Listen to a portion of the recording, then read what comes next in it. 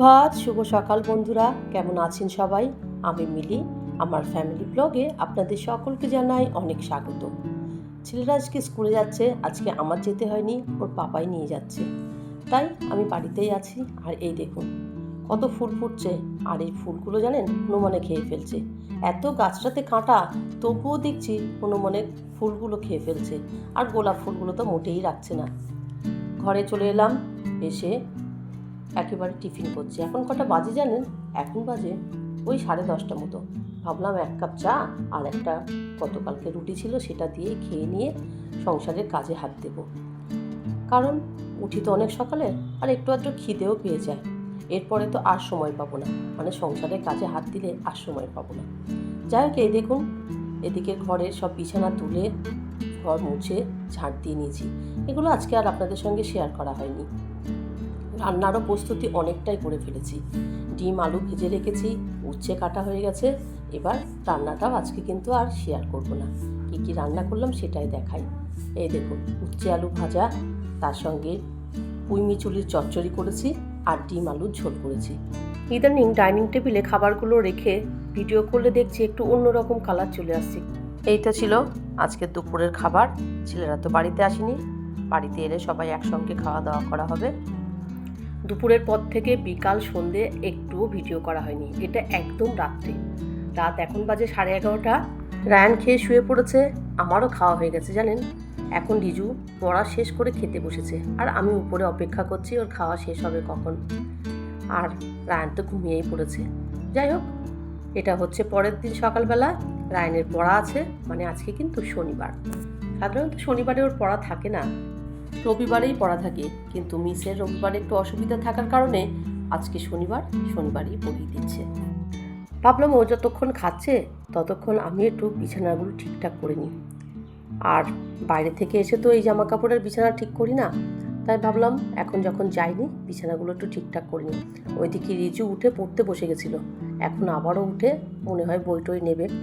যাই হোক, এদিকে বিছানাগুলো ঠিকঠাক করে নিচ্ছি, আর আয়নের খাওয়া হয়ে গেছে। ওইদিকে এসে আবার টিভি খুলে বসেছি জানেন। পড়াতে দিয়ে আসবো, তাই একটু তাড়াহুড়ো করছি। ওর ড্রেসটা চেঞ্জ করে নিয়ে বেরিয়ে যাব। এখান থেকে বেশি দূর না, আজকে মিসের বাড়িতে পড়াবে।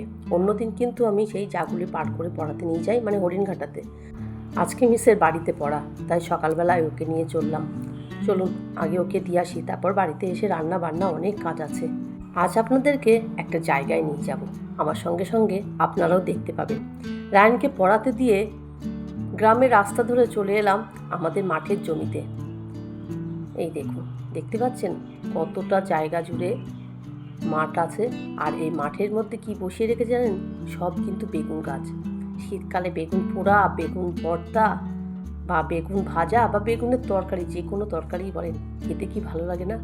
আর এই দেখুন পুরো জমিটা জুড়ে বেগুন বসানো আছে, আর পাশের জমিতে বসানো আছে মটরশুঁটি। আর এইদিকে দেখতে পাচ্ছেন বেগুন কিছুটা তুলে বিক্রির জন্য নিয়ে যাওয়া হবে। আপনারা কারা কারা বেগুন খেতে ভালোবাসেন অবশ্যই এখানে চলে আসবেন। আমিও একটু ঘুরে দেখছিলাম, আমি কোনোদিনই আসিনি জানেন। অনেক বছর আগে একবার এসেছিলাম, আর আজকে মনে হলো একবার একটু ঢুকে দেখি তো।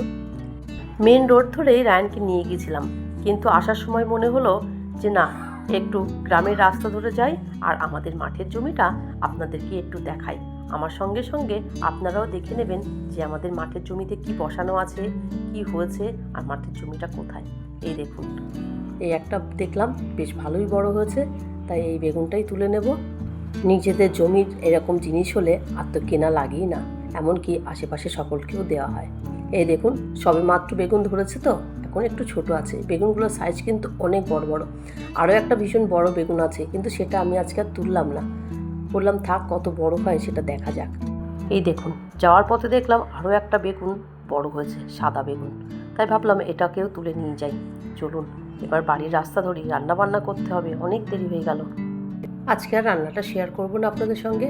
একেবারে সন্ধেবেলায় এই দেখুন রায়ান পেঁয়াজি বেগুনি নিয়ে চলে এসেছে, এগুলোই এখন খাবো, আর খেতে খেতে ভিডিওটা শেষ করব।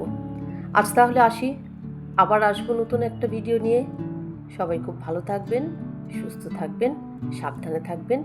আর আজকের ভিডিওটা আপনাদের কেমন লাগলো অবশ্যই একটা কমেন্ট করে জানাবেন। ভালো লাগলে একটা লাইক করে দেবেন।